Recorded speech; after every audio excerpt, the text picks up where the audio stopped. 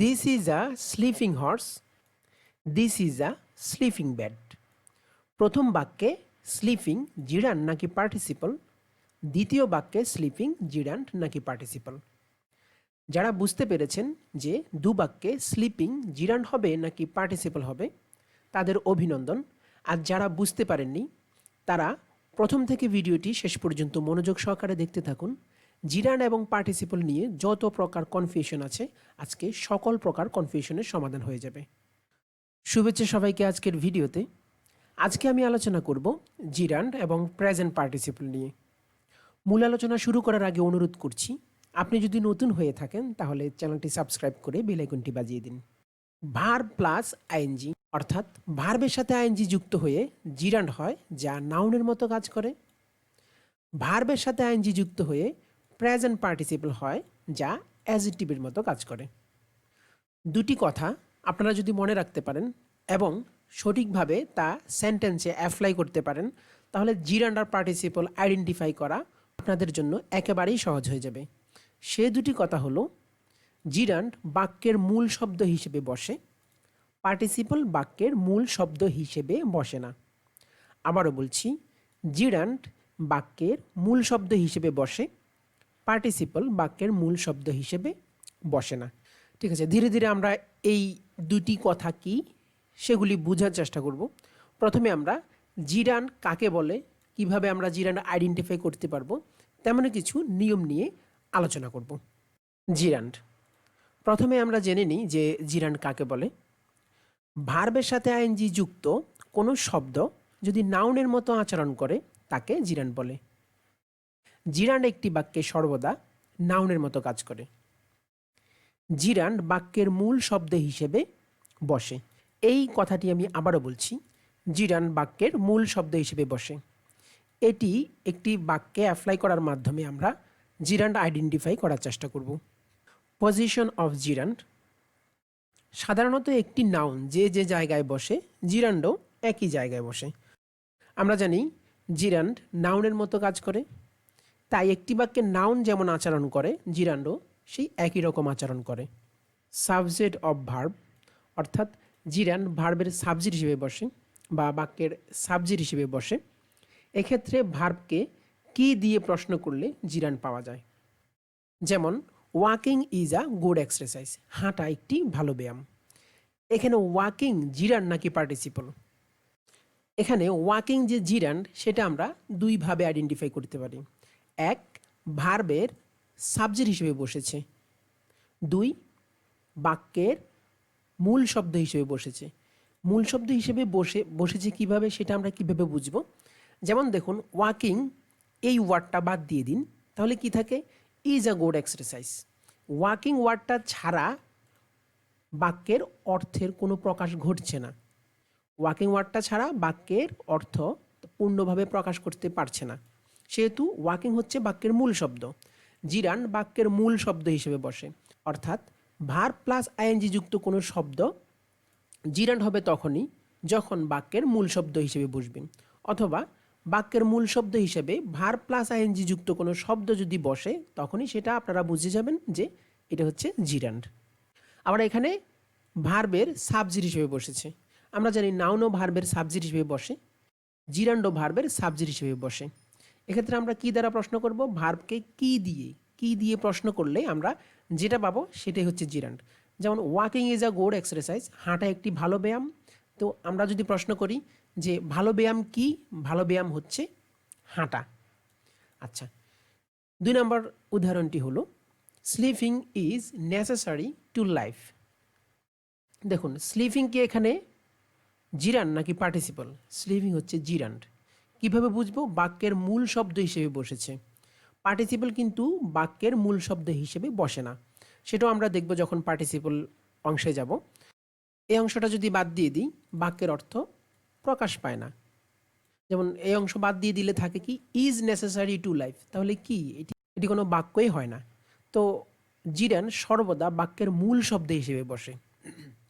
আর এখানে অন্যভাবেও আমরা আইডেন্টিফাই করতে পারি যে বাক্যের সাবজেক্ট হিসেবে বসেছে।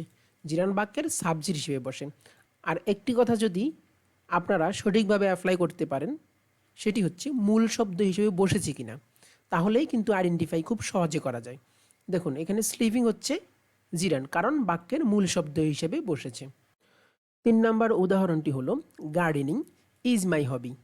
তো এটাও আমরা দুইভাবে আইডেন্টিফাই করতে পারি যে বাক্যের মূল শব্দ হিসেবে বসেছে কিনা। হ্যাঁ, গার্ডেনিং বাক্যের মূল শব্দ হিসেবে বসেছে, কারণ গার্ডেনিং ওয়ার্ডটি বাদ দিয়ে দিলে এখানে ইজ মাই হবি দিয়ে কোনো কিছুই প্রকাশ পায় না, তাহলে গার্ডেনিং হচ্ছে জিরান্ড।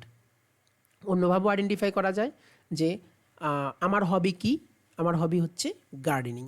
কি দ্বারা প্রশ্ন করলে আমরা সাবজেক্ট পাবো, তো আমরা জানি জিরান্ড বাক্যের সাবজেক্ট হিসেবে বসে, বাক্যের সাবজেক্ট হিসেবে নাউনও বসে, জিরান্ডও বসে। তো বাক্যের সাবজেক্ট হিসেবে ভার্ব প্লাস আইএনজি যুক্ত কোনো শব্দ যদি বসে সেটা জিরান্ড। 4 নম্বর উদাহরণটি হলো removing frustration is very important for healthy life. এখানে রিমুভিং কি জিরান্ড নাকি পার্টিসিপল? দেখুন এখানে আমি ফ্রাস্ট্রেশন পর্যন্ত, রিমুভিং ফ্রাস্ট্রেশন পর্যন্ত আমি আন্ডারলাইন করে রেখেছি, অর্থাৎ এটি সবটা হলো জিরান্ডাল ফ্রেজ। এটি সবটা, এই দুটি ওয়ার্ড মিলে হচ্ছে একটা ফ্রেজ, হতাশা দূর করা। খুবই গুরুত্বপূর্ণ স্বাস্থ্যকর জীবনের জন্য, অর্থাৎ স্বাস্থ্যকর জীবনের জন্য হতাশা দূরীকরণ খুবই গুরুত্বপূর্ণ। রিমুভিং ফ্রাস্ট্রেশন এটি হচ্ছে জিরান্ডাল ফ্রেজ। দেখুন এই ফ্রেজটি যদি বাদ দিয়ে দিই তাহলে is very important for healthy life, এটি কি কোনো অর্থ প্রকাশ করে না। তাহলে এটি হচ্ছে এ ফ্রেজটি অথবা এটি হচ্ছে মূল শব্দ, বাক্যের মূল শব্দ। তা আমরা জানি জিরান্ড বাক্যের মূল শব্দ হিসেবে বসে, তাহলে এটি হচ্ছে একটি জিরান্ড। তো অন্যভাবেও আমরা আইডেন্টিফাই করতে পারি যে কি দিয়ে প্রশ্ন করে, আর এখানে বোঝাই যাচ্ছে যে ভার্বের সাবজেক্ট হিসেবে বা বাক্যের সাবজেক্ট হিসেবে বসেছে এই ফ্রেজটি। 5 নম্বর উদাহরণটি হলো walking in the morning is good for health. এটি হচ্ছে একটা জিরান্ডাল ফ্রেজ। তো এখানে ওয়াকিং কি জিরান্ড নাকি পার্টিসিপল? ওয়াকিং জিরান্ড, কারণ আমরা যদি এই ফ্রেজ পুরোটো ফ্রেজ যদি বাদ দিয়ে দিই ইজ গুড ফর হেলথ, এটি কোনো অর্থ প্রকাশ করে না, তাহলে এটি হচ্ছে এই জিরান্ডাল ফ্রেজটি হচ্ছে বাক্যের মূল শব্দ, তাহলে ওয়াকিং হচ্ছে এখানে জিরান্ড। অন্যভাবে আমরা আইডেন্টিফাই করতে পারি যে walking in the morning is good for health, সকালে হাঁটা স্বাস্থ্যের জন্য ভালো। স্বাস্থ্যের জন্য কি ভালো? স্বাস্থ্যের জন্য ভালো হচ্ছে সকালে হাঁটা। কি দ্বারা প্রশ্ন করে কিন্তু আমরা সাবজেক্ট পাচ্ছি। তো সাবজেক্ট পজিশনে যদি ভার্ব প্লাস আইএনজি যুক্ত কোনো শব্দ বসে থাকে তাহলে সেটা নিঃসন্দেহে জিরান্ড। জিরান্ডের 2 নম্বর রুলটি হলো অবজেক্ট অফ ভার্ব, অর্থাৎ জিরান্ড ভার্বের অবজেক্ট হিসেবে বসে। এক্ষেত্রে ভার্বকে কি দিয়ে প্রশ্ন করলে জিরান্ড পাওয়া যায়? আমরা জানি ভার্বকে কি দিয়ে প্রশ্ন করলে অবজেক্ট পাওয়া যায়, আর জিরান্ড ভার্বের অবজেক্ট হিসেবেও বসে। তাহলে কি দিয়ে প্রশ্ন করার পর যদি ভার্ব প্লাস আইএনজি যুক্ত কোনো শব্দ পাই সেটি হচ্ছে জিরান্ড। আর অবশ্যই আমরা সেটা অ্যাপ্লাই করব যে ভার্ব প্লাস আইএনজি যুক্ত শব্দটি মূল শব্দ হিসেবে বাক্যে বসেছে কিনা। যদি ভার্ব প্লাস আইএনজি যুক্ত শব্দটি মূল শব্দ হিসেবে বাক্যে বসে তাহলে নিঃসন্দেহে সেটি জিরান্ড হবে। 1 নম্বর উদাহরণটি দেখুন, উই এনজয়েড, আমরা উপভোগ করেছিলাম সুইমিং ইন দ্য রিভার, নদীতে সাঁতার কাটা। দেখুন এই সুইমিং ইন দ্য রিভার এই শব্দটা হচ্ছে একটা ফ্রেজ, জিরান্ডাল ফ্রেজ। তো এই ফ্রেজটি যদি বাদ দিয়ে দিই তাহলে এখানে উই এনজয়েড, আমরা উপভোগ করেছিলাম, এটি কি বাক্যের পূর্ণ অর্থ প্রকাশ করে? কিছু বুঝায়? তেমন কিছু বুঝায় না। তাহলে এই ফ্রেজটি বাক্যের মূল শব্দ হিসেবে বসেছে, সেজন্যে সুইমিং এখানে হচ্ছে একটি জিরান্ড। অন্যভাবেও আমরা আইডেন্টিফাই করতে পারি, সেটা হচ্ছে বাক্যের অবজেক্ট হিসেবে বসেছে। আমরা ভার্বকে কি দ্বারা প্রশ্ন করি? উই এনজয়েড, আমরা উপভোগ করেছিলাম। কি উপভোগ করেছিলাম? সুইমিং ইন দ্য রিভার, নদীতে সাঁতার কাটা। তাহলে এই ফ্রেজের মধ্যে যে ভার্ব প্লাস আইএনজি যুক্ত শব্দটি আছে এটি হচ্ছে জিরান্ড, কারণ এটি অবজেক্ট হিসেবে আছে।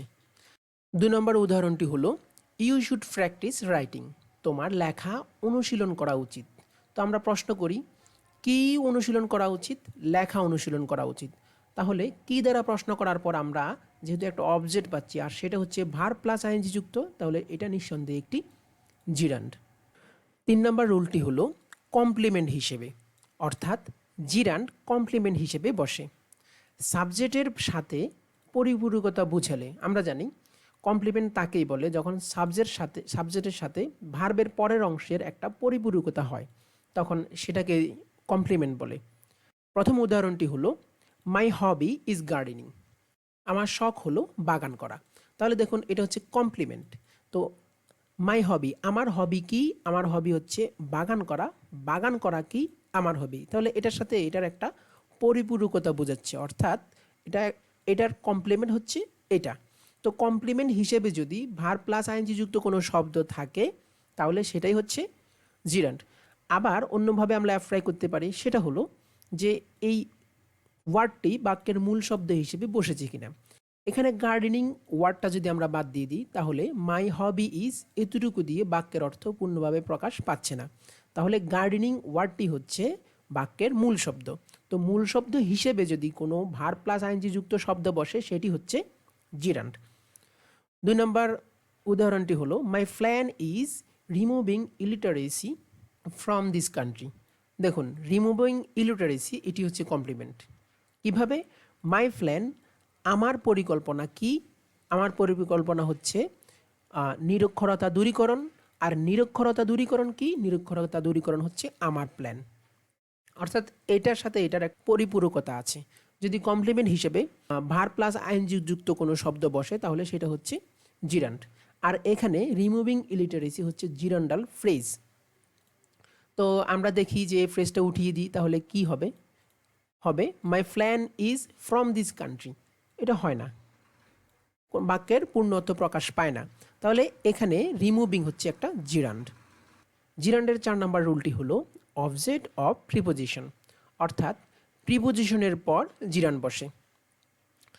আমরা জানি প্রিপোজিশনের পর ভার্ব আসলে তার সাথে আইএনজি যুক্ত করতে হয়, আর তখন সেটি জিরান্ড হয়ে যায়।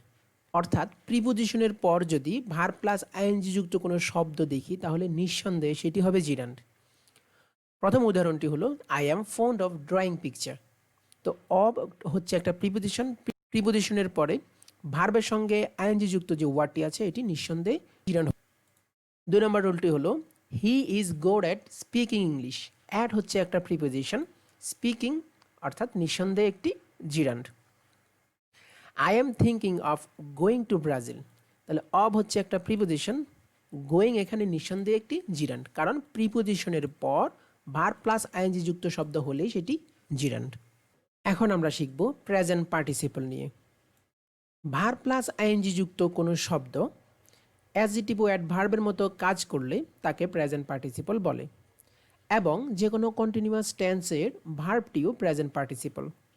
অর্থাৎ present continuous tense, present perfect continuous tense, fast continuous tense, fast perfect continuous tense, এভাবে যে কোনো কন্টিনিউয়াস টেন্সের ভার্বটি প্রেজেন্ট পার্টিসিপল। আমরা জানি যে কোনো কন্টিনিউয়াস টেন্সে ভার্বের সাথে আইএনজি যুক্ত হয় আর সেটি প্রেজেন্ট পার্টিসিপল হিসেবে কাজ করে।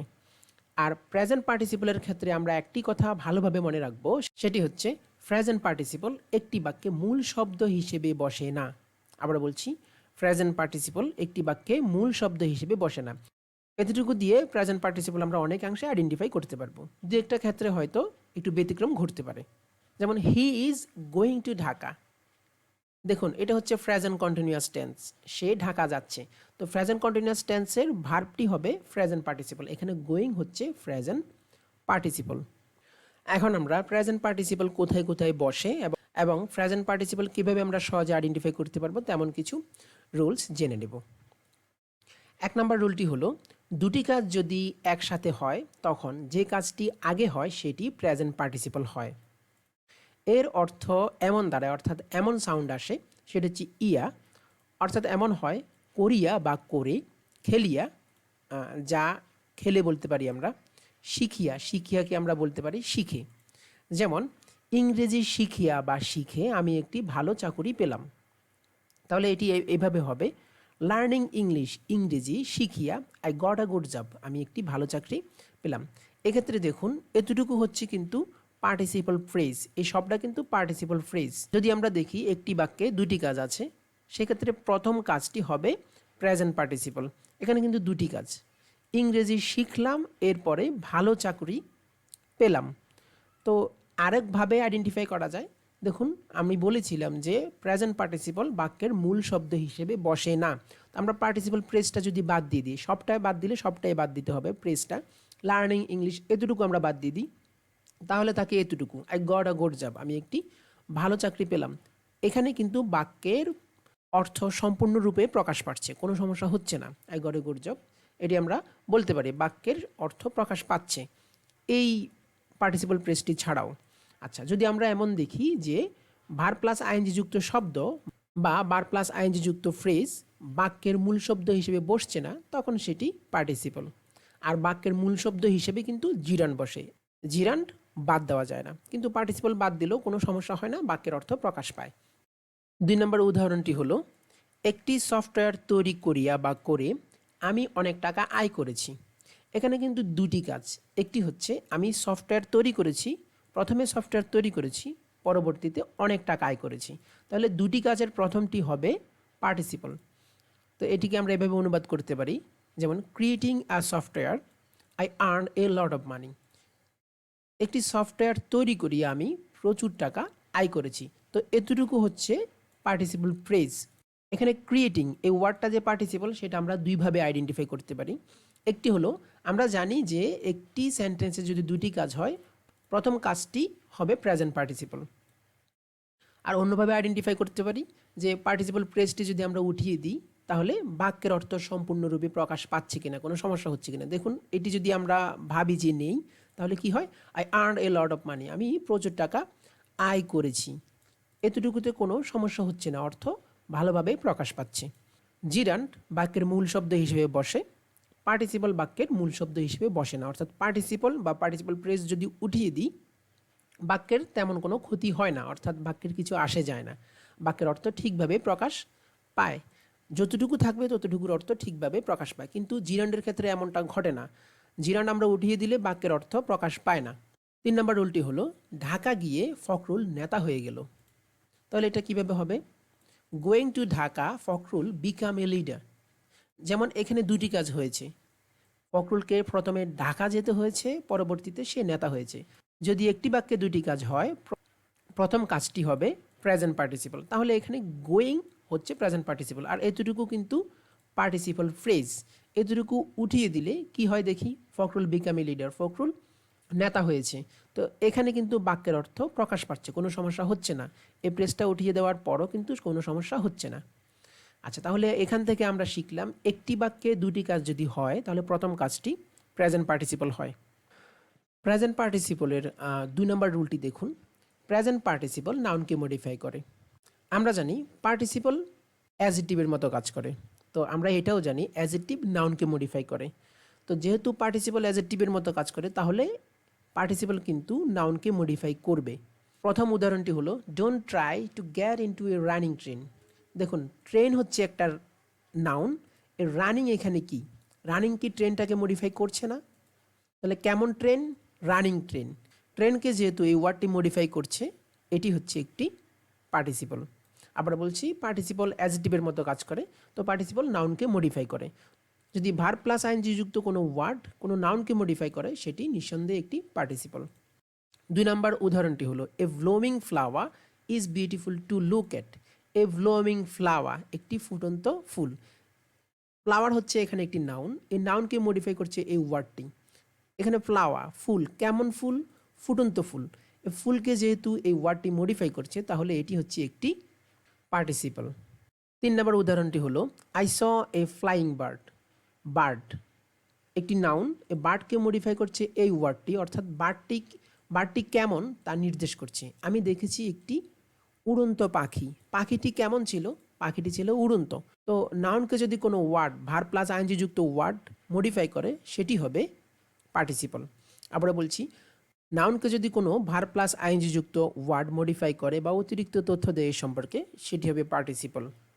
আর জিরান্ড নাউনের মতো কাজ করে বিদায়, জিরান্ড কিন্তু কখনো কাউকে কোনো ওয়ার্ডকে মডিফাই করে না, কারণ আমরা জানি নাউন কোনো ওয়ার্ডকে মডিফাই করে না, তাই জিরান্ডও কোনো ওয়ার্ডকে মডিফাই করে না। কিন্তু ভার প্লাস আইএনজি যুক্ত কোনো শব্দ যদি কোনো নাউনকে মডিফাই করে, সেটি জিরান্ড না, সেটি পার্টিসিপল। 3 নম্বর রুলটি হলো, নাউনের পর ভার প্লাস আইএনজি যুক্ত হয়ে যদি নাউনকে মডিফাই করে, সেটি পার্টিসিপল হয়ে যায়। যেমন, the man walking on the road is my brother. The man লোকটি, ওয়াকিং অন দ্য রোড যেমন রাস্তায় হাঁটা লোকটি, এখানে কিন্তু এই ফ্রেজটা পুরোটাই হচ্ছে পার্টিসিপল ফ্রেজ। তো পার্টিসিপল ফ্রেজ, এই ফ্রেজটি কাউকে কি মডিফাই করছে কিনা? হ্যাঁ করছে, সেটি হচ্ছে দ্য ম্যানকে। এ লোকটি, লোকটি কেমন? লোকটি হচ্ছে ওই যে রাস্তায় হাঁটা লোক। তো যেহেতু এই নাউনকে মডিফাই করছে এই ফ্রেজটি, তাহলে এটি হচ্ছে পার্টিসিপল ফ্রেজ, আর এই ওয়ার্ডটি হচ্ছে প্রেজেন্ট পার্টিসিপল। দেখি যে এটি বাদ দিলে কি হয়। আমরা জানি যে পার্টিসিপল বাক্যের মূল শব্দ হিসেবে বসে না, তো পার্টিসিপল ফ্রেজও বাক্যের মূল শব্দ হিসেবে বসে না। তো ফ্রেজটি পুরোটি বাদ দিয়ে দিলে কি হয়? The man is my brother, এতটুকু যদি আমরা ভাবি যে নেই, তাহলে কিন্তু বাক্যের কোনো কিছু আসে যায় না, বাক্যের অর্থ সম্পূর্ণরূপেই প্রকাশ পায়। তাহলে এখান থেকে আমরা এটা শিখলাম, নাউনের পরে প্রেজেন্ট পার্টিসিপল বসে নাউনকে মডিফাই করতে পারে। 2 নম্বর উদাহরণটি হলো, the bird flying in the sky is very nice. পাখিটি কেমন? ফ্লাইং ইন দ্য স্কাই, আকাশে উড়ন্ত পাখিটি। তো এখানে বার্ডকে কিন্তু এই পুরো ফ্রেজটি মডিফাই করছে। বার্ড একটি নাউন, আর নাউনটির পরে এই ফ্রেজটি বসে কিন্তু নাউনকে মডিফাই করছে, নাউন সম্পর্কে কিন্তু অতিরিক্ত তথ্য দিচ্ছে। এই যে বার্ডটি কেমন, যে বার্ডটি হচ্ছে উড়ন্ত বার্ড। তাহলে যেহেতু আমরা জানি যে পার্টিসিপল নাউনের পরে বসেও মডিফাই করতে পারে, তাহলে এখানে ফ্লাইং হচ্ছে একটি পার্টিসিপল। অন্যভাবেও আমরা আইডেন্টিফাই করতে পারি, সেটা হচ্ছে পার্টিসিপল ফ্রেজটি আমরা উঠিয়ে দিই। আমরা জানি যে জিরান বাক্যের মূল শব্দ হিসেবে বসে, পার্টিসিপল বাক্যের মূল শব্দ হিসেবে বসে না। এতটুকু উঠিয়ে দিলে কি হয়? এতটুকু উঠিয়ে দিলে যদি বাক্যের অর্থ প্রকাশ পায়, তাহলে এটা পার্টিসিপল, আর প্রকাশ না পেলে জিরান্ট। এতটুকু যদি আমরা ভাবি যে নেই, তাহলে হয় the bird is very nice, পাখিটি খুবই সুন্দর। তাহলে এখানে কিন্তু বাক্যের অর্থের কোনো তেমন ব্যাঘাত ঘটছে না এই প্রেসটি উঠিয়ে দেওয়ার পরও। তাহলে এটি হচ্ছে একটি পার্টিসিপল। 3 নম্বর উদাহরণটি হলো, the person playing in the field is a doctor. লোকটি হচ্ছে ওই যে মাঠে খেলোয়াড়ের লোকটি, যে লোকটি মাঠে খেলছে। দেখুন এর লোকটি সম্পর্কে অতিরিক্ত তথ্য দিচ্ছে এই ফ্রেজটি। তাহলে এই ফ্রেজের এই ফ্লেইং হচ্ছে একটি পার্টিসিপল, কারণ আমরা জানি পার্টিসিপল নাউনের পরে বসেও নাউনকে মডিফাই করতে পারে। তাহলে নাউনকে যদি ভার্ব প্লাস আইএনজি যুক্ত কোনো ফ্রেজ বা কোনো ওয়ার্ড মডিফাই করে, সেটি হবে পার্টিসিপল। তো অন্যভাবে আমরা আইডেন্টিফাই করতে পারি, এতটুকু উঠিয়ে দিই। এতটুকু উঠিয়ে দিলে কি হয়? The person is a doctor, লোকটি হচ্ছে একজন ডাক্তার। তাহলে কোনো বাক্যের ব্যাঘাত ঘটছে না, বাক্যের অর্থের কোনো ব্যাঘাত ঘটছে না, অর্থ ঠিকভাবেই the person is a doctor, এতটুকু দিয়ে কিন্তু একটি সম্পূর্ণ বাক্য হয়। প্রেজেন্ট পার্টিসিপল ফ্রেজ বা প্রেজেন্ট পার্টিসিপলটি উঠিয়ে দিলে যদি কোনো বাক্য হয়, অর্থ প্রকাশ পায়, তাহলে সেটি হবে পার্টিসিপল। আর যদি প্রকাশ না পায়, কোনো অর্থই প্রকাশ না পায়, তাহলে সেটি জিরান্ড। 4 নম্বর উদাহরণটি হলো, most of the people living in Bangladesh. বাংলাদেশে বসবাসরত অধিকাংশ মানুষ। দেখুন পিপল, কোথাকার পিপল? ঠিক আছে, এখানে লিভিং ইন বাংলাদেশ, বাংলাদেশে বসবাসরত মানুষ। এই যে পিপলকে কিন্তু মডিফাই করছে এই ফ্রেজটা। আর নট অ্যাওয়ার অফ কোভিড-19 সম্পর্কে সচেতন না। তাহলে আমরা অন্যভাবেও আইডেন্টিফাই করতে পারি, এতটুকু উঠিয়ে দিই। এতটুকু উঠিয়ে দিলেও দেখি কোনো বাক্য হয় কিনা। যেমন most of the people R not aware of COVID-19, অধিকাংশ লোকই কোভিড-19 সম্পর্কে সচেতন না। তাহলে এতটুকু দিয়ে কিন্তু একটা বাক্য হয়, এতটুকু উঠিয়ে দিলেও বাক্য হয়। তাহলে এখানে মূল শব্দ হিসেবে বসছে না এই ফ্রেজটি। যদি মূল শব্দ হিসেবে না বসে, তখন সেটি পার্টিসিপল। 4 নম্বর রুলটি হলো, ভার্ব প্লাস আইএনজি যুক্ত শব্দ ভার্বকে মডিফাই করলে সেটি পার্টিসিপল হয়ে যায়, আর এটি অ্যাডভার্বের মতো কাজ করে। আমরা জানি পার্টিসিপল অ্যাজেক্টিভ এবং অ্যাডভার্বের মতো কাজ করে। পার্টিসিপল যখন অ্যাজেক্টিভের মতো কাজ করে, তখন সেটি নাউনকে মডিফাই করে, আর পার্টিসিপল যখন অ্যাডভার্বের মতো কাজ করে, তখন সেটি ভার্বকে মডিফাই করে। অর্থাৎ ভার্ব প্লাস আইএনজি যুক্ত কোনো শব্দ নাউনকে মডিফাই করলেও সেটি পার্টিসিপল, আর ভার্বকে মডিফাই করলেও সেটি পার্টিসিপল। তখন ক্রিয়াটি দুইবার উচ্চারিত হয়। এর অর্থ এমন দাঁড়ায়, নাচতে নাচতে, গাইতে গাইতে, কাঁদতে কাঁদতে, খেলতে খেলতে, এভাবে। আর এক্ষেত্রে একটি উদ্দেশ্য থাকে, এখানে একটি উদ্দেশ্য থাকবে। যেমন মেয়েটি নাচতে নাচতে তার মায়ের কাছে গেল। The girl went to her mother dancing. এখানে ডান্সিং ওয়ার্ডটি কি? এটি কি জিরান নাকি পার্টিসিপল? এটি হচ্ছে পার্টিসিপল, কেননা এটি এখানে অ্যাডভার্বের মতো কাজ করছে। আর আমরা জানি ভার্ব প্লাস আইএনজি যুক্ত কোনো শব্দ অ্যাডভার্বের মতো কাজ করলে সেটি হচ্ছে পার্টিসিপল। কিভাবে এটি অ্যাডভার্বের মতো কাজ করছে? আমরা জানি ভার্বকে কখন, কোথায়, কিভাবে দিয়ে প্রশ্ন করলে যে ওয়ার্ডটি পাই, সেটি হচ্ছে অ্যাডভার্ব। দ্য গার্ল ওয়েন্ট, মেয়েটি গেল। আমরা এই গেলোকে প্রশ্ন করি, কিভাবে গেল? ডান্সিং, নাচতে নাচতে গেল। অর্থাৎ কিভাবে এর প্রশ্নের উত্তরে কিন্তু আমরা ডান্সিং পাচ্ছি। তাহলে এটি হচ্ছে একটি অ্যাডভার্ব। আবার বলছি, ভার্বকে কখন, কোথায়, কিভাবে দিয়ে প্রশ্ন করলে যে ওয়ার্ডটি পাওয়া যায় সেটি হচ্ছে একটি অ্যাডভার্ব। তাহলে এখানে কিভাবে প্রশ্নের উত্তরে আমরা এই ওয়ার্ডটি পাচ্ছি, তাহলে এটি হচ্ছে একটি অ্যাডভার্ব। আর আমরা জানি ভার্ব প্লাস আইএনজি যুক্ত কোনো শব্দ যদি অ্যাডভার্বের মতো কাজ করে সেটিও হবে পার্টিসিপল। আর এখানে একটি উদ্দেশ্য আছে, মেয়েটি কোথায় যাচ্ছে? The girl went to her mother, মেয়েটি তার মায়ের কাছে যাচ্ছে, এখানে একটি উদ্দেশ্য বোঝাচ্ছি। আর আমি বলেছিলাম যে পার্টিসিপল বাক্যের মূল শব্দ হিসেবে বসে না, তাহলে আমরা এই ওয়ার্ডটি বাদ দিয়ে দিই। যদি এই ওয়ার্ডটি বাদ দেওয়ার পরও বাক্যের অর্থ প্রকাশ পায়, মানে একটি বাক্য হয়, একটি অর্থপূর্ণ বাক্য হয়, তখন সেটি পার্টিসিপল। আর যদি অর্থপূর্ণ বাক্য না হয় সেটি পার্টিসিপল না। দেখি এতটুকু ছাড়া আমরা বলি, সেটি হচ্ছে the girl went to her mother, মেয়েটি তার মায়ের কাছে গেল। হ্যাঁ, এতটুকুতে কিন্তু একটি অর্থপূর্ণ বাক্য হচ্ছে, অর্থাৎ এটি হচ্ছে পার্টিসিপল। কারণ পার্টিসিপল বাক্যের মূল শব্দ হিসেবে বসে না, পার্টিসিপল না থাকলেও বাক্যের তেমন কিছু আসে যায় না, একটি বাক্য হয়। কিন্তু জিরান্ডের ক্ষেত্রে এমন না, জিরান্ড ছাড়া বাক্যের অর্থ প্রকাশই পায় না। 2 নম্বর উদাহরণটি হলো, আমি কাঁদতে কাঁদতে বাড়িতে গেলাম। আই ওয়েন্ট হোম ক্রাইং, আমি কাঁদতে কাঁদতে বাড়িতে গেলাম। এখানে ক্রাইং হচ্ছে একটি অ্যাডভার্ব, কারণ এটি ভার্বকে মডিফাই করছে। একই সাথে এটি হচ্ছে পার্টিসিপল, কারণ ভার্ব প্লাস আইএনজি যুক্ত শব্দ অ্যাডভার্বের মতো কাজ করলে সেটি পার্টিসিপল হয়। তো এটি কিভাবে অ্যাডভার্ব এবং পার্টিসিপল? কারণ এটি ভার্বকে মডিফাই করছে। আই ওয়েন্ট, আমি গিয়েছিলাম। কিভাবে গিয়েছিলাম? ক্রাইং, কাঁদতে কাঁদতে গিয়েছিলাম। আমরা জানি ভার্বকে কখন, কোথায়, কিভাবে দিয়ে প্রশ্ন করার পর যেটা পাবো সেটা হচ্ছে অ্যাডভার্ব। তাহলে এই ক্রাইং ওয়ার্ডটি হচ্ছে এখানে অ্যাডভার্ব। আর ভার্ব প্লাস আইএনজি যুক্ত কোনো শব্দ অ্যাডভার্বের মতো কাজ করলে সেটি নিঃসন্দেহে একটি পার্টিসিপল। আর এখানে একটি উদ্দেশ্য আছে, আমার উদ্দেশ্য হচ্ছে বাড়িতে যাওয়া। 5 নাম্বার রুলটি হলো, দুইবার না উচ্চারিত হয়েও প্রেজেন্ট পার্টিসিপল হয়, এক্ষেত্রে কোনো উদ্দেশ্য বোঝায় না। এর অর্থ এমন দাঁড়ায়, নাচতে, কাঁদতে, গাইতে, অর্থাৎ দুইবার উচ্চারিত হবে না, এখানে একবারে উচ্চারিত হবে, কারণ এখানে কোনো উদ্দেশ্য থাকবে না। যেমন, আমি মেয়েটিকে নাচতে দেখলাম। I saw the girl dancing, আমি মেয়েটিকে নাচতে দেখলাম। তাহলে এখানে ডান্সিং কি? ডান্সিং হচ্ছে একটি পার্টিসিপল, কেননা ডান্সিং এখানে অ্যাডভার্বের মতো কাজ করছে, এটি ভার্বকে মডিফাই করছে। যেমন, আই স দ্য গার্ল, আমি মেয়েটিকে দেখেছিলাম। কিভাবে দেখেছিলাম? কিভাবে প্রশ্নের উত্তরে যেটা পাবো সেটাই হচ্ছে অ্যাডভার্ব, নাচতে দেখেছিলাম। তাহলে এখানে কিভাবে প্রশ্নের উত্তরে আমরা এই ওয়ার্ডটি পাচ্ছি, এটি হচ্ছে অ্যাডভার্ব। আর এটি পার্টিসিপল, কারণ ভার্ব প্লাস আইএনজি যুক্ত কোনো শব্দ অ্যাডভার্বের মতো কাজ করলে সেটিও পার্টিসিপল। আর এখানে কোনো উদ্দেশ্য থাকবে না।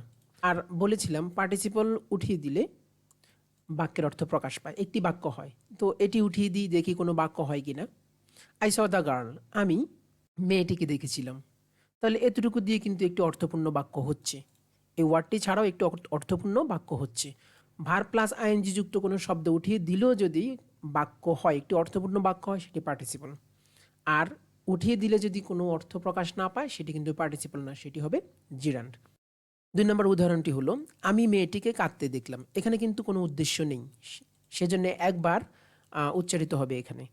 I saw the girl crying, এখানে ক্রাইং হচ্ছে পার্টিসিপল, কারণ এটি অ্যাডভার্বের মতো কাজ করছে।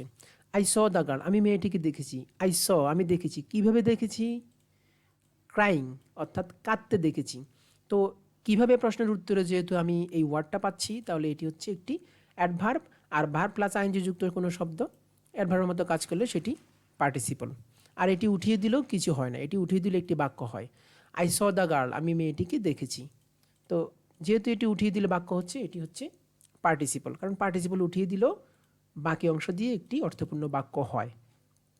জিরান্ড ও প্রেজেন্ট পার্টিসিপলের জটিল সমস্যার সমাধান। জিরান্ড এবং প্রেজেন্ট পার্টিসিপল আইডেন্টিফাই করতে যেখানে সবচেয়ে বেশি আমরা কনফিউশনে পড়ি, সেটি এখানে সমাধান করা হবে। এই অংশটি খুবই গুরুত্বপূর্ণ, তাই এখানে একটু ভালোভাবে মনোযোগ দিবেন। লক্ষ্য করুন, ভার্ব প্লাস আইএনজি যুক্ত শব্দটির পর যে নাউন থাকবে সেটি যদি ভার্বের কাজ করতে পারে সেটি পার্টিসিপল হয়, আর না করতে পারলে জিরান্ড হয়। এই লাইনটি আমরা উদাহরণের মাধ্যমে ভালোভাবে শিখে নেব। এরপরও আবারও বলছি, ভার্ব প্লাস আইএনজি যুক্ত শব্দটির পর যে নাউন থাকবে সে কাজ করতে পারছে কিনা। যদি ক্রিয়ার কাজ করতে পারে তাহলে সেটি পার্টিসিপল, আর না পারলে জিরান্ড। লক্ষ্য করুন, drinking water verb plus ING যুক্ত শব্দ, এরপরে এখানে আছে ওয়াটার, আবার নাউনও আছে। অনেকেই মনে করবে যে ওয়াটার একটা নাউন আর নাউনকে মডিফাই করছে এই ওয়ার্ডটি, কিন্তু দেখুন এখানে লক্ষ্য করুন, ড্রিঙ্কিং ওয়াটার। ওয়াটার কি কখনো ড্রিঙ্কিং করতে পারে? মানে ওয়াটার কি কখনো নিজেকে ড্রিঙ্ক করতে পারে? না, পারে না, অন্য কেউ ড্রিঙ্ক করতে হয়। তাহলে এই ওয়াটার এখানে এটির কাজ করার ক্ষমতা নেই। এরপরে হচ্ছে ওয়াকিং স্টিক। স্টিক কি কখনো ওয়াক করতে পারে? কারণ স্টিকের কিন্তু ওয়াক করার কোনো ক্ষমতা নেই। স্টিক দিয়ে অন্য কেউ ওয়াক করে, স্টিক দিয়ে অন্য কেউ হাঁটতে পারে, কিন্তু স্টিকের নিজের হাঁটার কোনো ক্ষমতা নেই। তাহলে এখানে এই যে ভার প্লাস আইনজি যুক্ত শব্দটির পরে যে নাউনটি আছে এটির কিন্তু কাজ করার ক্ষমতা নেই। যদি কাজ করার ক্ষমতা না থাকে তাহলে এটি হবে জিরান্ড। Feeling ground. গ্রাউন্ড কি কখনো ফ্লে করতে পারে? না, ফ্লেইং গ্রাউন্ডে অন্য কেউ ফ্লে করতে পারে, গ্রাউন্ডের কিন্তু ফ্লে করার কোনো ক্ষমতা নেই। তাহলে এটি হচ্ছে একটি জিরান্ড, কারণ গ্রাউন্ড এই কাজটি করতে পারছে না, ফ্লের কাজটি করতে পারছে না। রাইটিং ফ্যান, লেখার কলম। দেখুন, ফ্যান কি কখনো রাইট করতে পারে? কলমের কিন্তু কখনো লেখার ক্ষমতা নেই, কলম দিয়ে অন্য কেউ লেখে। তাহলে এই নাউনটি কিন্তু ভার্বের কাজ করতে পারছে না, ক্রিয়া পারে, তাহলে ভার প্লাস আইনজি যুক্ত শব্দটি জিরান্ড হবে। অর্থাৎ ভার প্লাস আইনজি যুক্ত শব্দটির পরে যে নাউন থাকবে সেটির যদি ক্রিয়ার কাজ করার ক্ষমতা না থাকে তাহলে সেটি হবে জিরান্ড। পার্টিসিপল অংশে দেখুন, বার্কিং ডগ। কুকুর কি ঘেউ ঘেউ করতে পারে? হ্যাঁ, কুকুর কিন্তু ঘেউ ঘেউ করতে পারে। অর্থাৎ ভার প্লাস আইনজি যুক্ত শব্দটির পরে যে নাউন আছে এই নাউনের কিন্তু কাজ করার ক্ষমতা আছে, কুকুর কিন্তু ঘেউ ঘেউ করে। তাহলে এখানে এই ওয়ার্ডটি হচ্ছে পার্টিসিপল।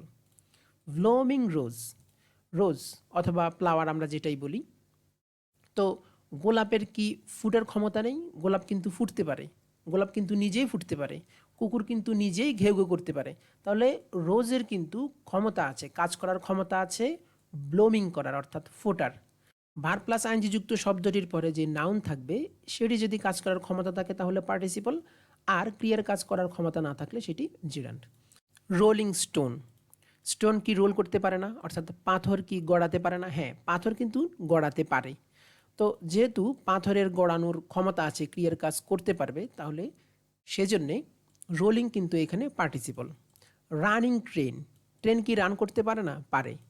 তাহলে এখানে হচ্ছে রানিং হচ্ছে পার্টিসিপল, কারণ ভার প্লাস আইনজি যুক্ত শব্দটির পর যে নাউনটি আছে এটির ক্রিয়ার কাজ করার ক্ষমতা আছে। ওয়াকিং ম্যান কি ওয়াক করতে পারে না? হ্যাঁ, ম্যান ওয়াক করতে পারে, সেহেতু এখানে ওয়াকিং হচ্ছে পার্টিসিপল। অর্থাৎ ভার প্লাস আইনজি যুক্ত শব্দটির পরে যে নাউন থাকবে সেটি যদি ক্রিয়ার কাজ করতে পারে সেটি পার্টিসিপল, আর না পারলে জিরান্ড। এতটুকু যদি বুঝেন তাহলে বেশিরভাগ জিরান্ড পার্টিসিপলের মধ্যে যে কনফিউশনটি থাকে সেটি কিন্তু সমাধান হয়ে যাবে। এবার আমরা দেখব, আমি ভিডিওর প্রথমে দুটি সেন্টেন্স দিয়েছিলাম, সেখানে আইডেন্টিফাই করতে বলেছিলাম যে কোনটি জিরান্ড আর পার্টিসিপল। এখন আমরা সেটি সমাধান করব। দেখুন, this is a sleeping horse, পরের বাক্য হলো this is a sleeping bed. Sleeping কি জিরান্ড নাকি পার্টিসিপল? স্লিপিংয়ের পরে আছে হর্স, অর্থাৎ ঘোড়া, ঘুমন্ত ঘোড়া। দেখুন, this is a sleeping horse, এটি একটি ঘুমন্ত ঘোড়া। This is a sleeping bed, এটি একটি ঘুমানোর বিছানা। তো এখানে লক্ষ্য করুন, ভার প্লাস আইএনজি যুক্ত শব্দটির পর যে নাউন আছে তার কাজ করার ক্ষমতা আছে কিনা। হর্স কি ঘুমাতে পারে? হ্যাঁ, ঘুমাতে পারে। ঘোড়া কিন্তু নিজে ঘুমাতে পারে, তাহলে তার ক্রিয়ার কাজ করার ক্ষমতা আছে। ক্ষমতা যদি থাকে তাহলে এটি হবে পার্টিসিপল, তাহলে এটি নিঃসন্দেহে একটি পার্টিসিপল। এর পরের ওয়ার্ডটি হলো this is a sleeping bad. Bad কি কখনো স্লিপ করতে পারে? না, ব্যাডে আমরা স্লিপ করি, ব্যাড কিন্তু স্লিপ করতে পারে না। অর্থাৎ ভার প্লাস আইনজিযুক্ত শব্দটির পর যে নাউনটি আছে এটির কিন্তু ক্রিয়ার কাজ করার ক্ষমতা নেই। ঠিক আছে, অর্থাৎ এটির কাজ করার ক্ষমতা নেই। যেহেতু কাজ করার ক্ষমতা নেই তাহলে এটি হচ্ছে একটি জিরান্ড। জিরান্ড অ্যান্ড পার্টিসিপল একই সাথে, অর্থাৎ এই অংশে আমরা জিরান্ড এবং পার্টিসিপল একই সাথে শিখব। জিরান্ড জিরান্ড একটি বাক্যে মূল শব্দ হিসেবে বসে, যা আমি ভিডিওর প্রথমেই বলেছি। অর্থাৎ ভার প্লাস আইএনজি যুক্ত শব্দটি বা জিরান্ড বাদ দিলে বাক্যের কোনো অর্থ প্রকাশ পায় না। অর্থাৎ জিরান্ড বাদ দিলে কোনো অর্থপূর্ণ বাক্য হয় না। পার্টিসিপল একটি বাক্যে মূল শব্দ হিসেবে বসে না। অর্থাৎ ভার প্লাস আইএনজি যুক্ত শব্দটি বা পার্টিসিপল বাদ দিলেও বাক্যের অর্থ প্রকাশ পায়। পার্টিসিপল অ্যাডজেক্টিভ ও অ্যাডভার্বের মতো কাজ করে, তাই কাউকে না কাউকে মডিফাই করে। অর্থাৎ পার্টিসিপল কাউকে না কাউকে মডিফাই করবেই, কিন্তু জিরান্ড করে না। আমরা জানি নাউন কাউকে মডিফাই করে না, তাই জিরান্ডও কাউকে মডিফাই করে না। আচ্ছা, এখন আমরা শিখে নেব একই সাথে জিরান্ড এবং participle. Writing is a good exercise. হাঁটা একটি ভালো ব্যায়াম। এখানে রাইটিং হচ্ছে একটি জিরান্ড। এটি যে জিরান্ড আমরা সেটি দুইভাবে বুঝতে পারি। সেটি হচ্ছে এই ওয়ার্ডটি ভার্বের সাবজেক্ট হিসেবে বসেছে।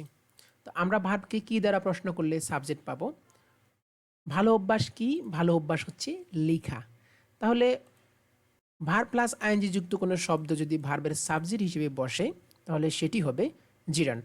অন্যভাবেও আমরা আইডেন্টিফাই করতে পারি, সেটি হচ্ছে জিরান্ড বাক্যের মূল শব্দ হিসেবে বসে। অর্থাৎ জিরান্ড ছাড়া কোনো অর্থপূর্ণ বাক্য হয় না। যেমন এটি উঠিয়ে দিই, সেটি হবে ইজ আ গুড হ্যাবিট। এতটুকু দিয়ে কিন্তু কোনো অর্থপূর্ণ বাক্য হচ্ছে না, তাহলে এটি হচ্ছে একটি জিরান্ড। Participle, I saw a boy writing. আমি একটি ছেলেকে দেখেছি লিখতে, বা আমি একটি ছেলেকে লিখতে দেখেছি। এখানে রাইটিং হচ্ছে পার্টিসিপল। কীভাবে পার্টিসিপল? কারণ এখানে রাইটিং অ্যাডভার্বের মতো কাজ করছে।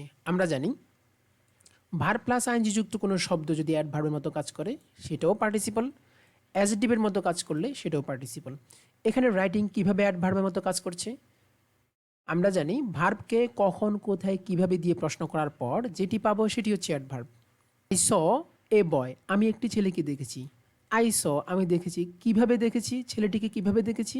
রাইটিং, লিখতে দেখেছি। তাহলে এখানে রাইটিং হচ্ছে একটি অ্যাডভার্ব, এটি হচ্ছে একটি, একই সাথে এটি হচ্ছে একটি পার্টিসিপল।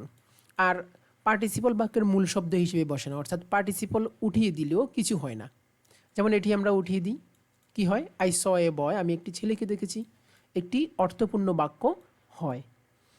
অর্থাৎ ভার্ব প্লাস আইনজি যুক্ত শব্দটি উঠিয়ে দিলেও যদি একটি অর্থপূর্ণ বাক্য হয় সেটি হবে পার্টিসিপল, কিন্তু জিরান্ডের বেলায় এমন হয় না, জিরান্ড উঠানো যায় না। Walking is a good exercise. Walking এখানে হচ্ছে জিরান্ড, কেননা এটি ভার্বের সাবজেক্ট হিসেবে বসেছে। আর অন্যভাবে আমরা আইডেন্টিফাই করতে পারি, সেটি হচ্ছে জিরান্ড বাক্যের মূল শব্দ হিসেবে বসে। এটি উঠিয়ে দিলে কি হয়? এটি উঠিয়ে দিলে হয় ইজ আ গুড এক্সারসাইজ। এতটুকু দিয়ে কিন্তু কোনো অর্থপূর্ণ বাক্য হয় না, তাহলে এটি হচ্ছে জিরান্ড। I saw a walking man.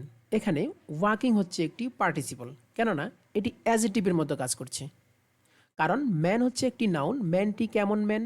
একটি মানে হাঁটন্ত লোক, হাঁটছে এমন লোক। তাহলে এই ওয়াকিং হচ্ছে একটি পার্টিসিপল, কারণ এটি এই নাউনকে মডিফাই করছে। আর এটি উঠিয়ে দিলে কি হবে? আমরা জানি পার্টিসিপল উঠিয়ে দেওয়ার পরও একটি অর্থপূর্ণ বাক্য হয়। যেমন এটি যদি না থাকে তাহলে কি হবে? আই স আ ম্যান, আমি একটি লোককে দেখেছি। তাহলে এটি উঠিয়ে দেওয়ার পরও কিন্তু একটি অর্থপূর্ণ বাক্য হচ্ছে। He is fond of playing cricket. তাহলে এখানে প্লেয়িং কি? প্লেয়িং হচ্ছে জিরান্ড, কেননা আমরা পড়েছি প্রিপোজিশনের পর ভার্ব প্লাস আইএনজি যুক্ত কোনো শব্দ থাকলে সেটি নিঃসন্দেহে জিরান্ড। এখানে অন্য কোনো কিছু চিন্তা করার প্রয়োজন নেই। প্রিপোজিশনের পর ভার্ব প্লাস আইএনজি যুক্ত কোনো শব্দ থাকলে সেটি নিঃসন্দেহে জিরান্ড। Participle, playing cricket he earned much money. এখানে প্লেয়িং কি? প্লেয়িং হচ্ছে পার্টিসিপল। কীভাবে পার্টিসিপল সেটি আমরা দুইভাবে আইডেন্টিফাই করতে পারি। একভাবে হলো, আমরা পড়েছি, এই ভিডিওর প্রথমে পড়েছি, সেটি হচ্ছে একটি সেন্টেন্সে যদি দুটি কাজ হয় প্রথম কাজটি হবে পার্টিসিপল। এখানে কিন্তু দুটি কাজ। ক্রিকেট খেলিয়া সে অনেক টাকা উপার্জন করেছে। তাহলে সে অনেক টাকা উপার্জন করেছে পরে, আগে সে ক্রিকেট খেলেছে।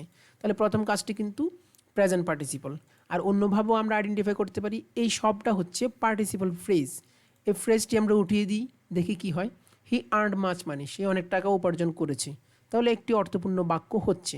আর প্লাস আইনজি যুক্ত কোনো শব্দ বা ফ্রেজটি উঠিয়ে দেওয়ার পরও যদি কোনো অর্থপূর্ণ বাক্য হয় তাহলে সেটি পার্টিসিপল অথবা পার্টিসিপল ফ্রেজ। কিন্তু জিরান্ড উঠিয়ে দিলে কোনো অর্থপূর্ণ বাক্য হয় না। জিরান্ড, আই লাভ ডান্সিং, আমি নাচতে পছন্দ করি। তাহলে এখানে ডান্সিং কি? ডান্সিং হচ্ছে জিরান্ড, কেননা এটি আমরা উঠিয়ে দিই। উঠিয়ে দিলে কি হয়? আই লাভ, আমি পছন্দ করি, কি সেটা কিন্তু নেই, অর্থাৎ অর্থপূর্ণ বাক্য হচ্ছে না। আর এটি ভার্বের অবজেক্ট হিসেবে বসেছে, সেভাবেও gerund. I saw a girl dancing, আমি একটি মেয়েকে নাচতে দেখেছিলাম। এখানে ডান্সিং হচ্ছে একটি পার্টিসিপল, কেননা এই ডান্সিং এখানে অ্যাডভার্বের মতো কাজ করছে। কিভাবে? আই স আমি দেখেছি। কিভাবে দেখেছি? মেয়েটিকে কিভাবে দেখেছি? ডান্সিং নাচতে দেখেছি। তো ভার প্লাস আইএনজি যুক্ত কোনো শব্দ যদি অ্যাডভার্বের মতো কাজ করে সেটিও পার্টিসিপল, কারণ আমরা জানি পার্টিসিপল অ্যাডভার্ব এবং অ্যাজেক্টিভের মতো কাজ করে। আর এই ওয়ার্ডটি উঠিয়ে দিলে কি হয়? এই ওয়ার্ডটি উঠিয়ে দিলে অর্থপূর্ণ কোনো বাক্য হয় কিনা দেখি। আই স আ গার্ল আমি একটি মেয়েকে দেখেছি। হ্যাঁ, একটি অর্থপূর্ণ বাক্য হয়। তাহলে এখানে ডান্সিং হচ্ছে একটি পার্টিসিপল। আবারও বলছি দুটি কথা মনে রাখবেন ভালো করে, সেটি হচ্ছে ভার প্লাস আইএনজি যুক্ত শব্দটি উঠিয়ে দিলে যদি অর্থপূর্ণ কোনো বাক্য না হয় তাহলে সেটি জিরান্ড, আর ভার প্লাস আইএনজি যুক্ত শব্দটি উঠিয়ে দিলে যদি অর্থপূর্ণ বাক্য হয় তাহলে সেই ভার প্লাস আইএনজি যুক্ত শব্দটি হবে পার্টিসিপল।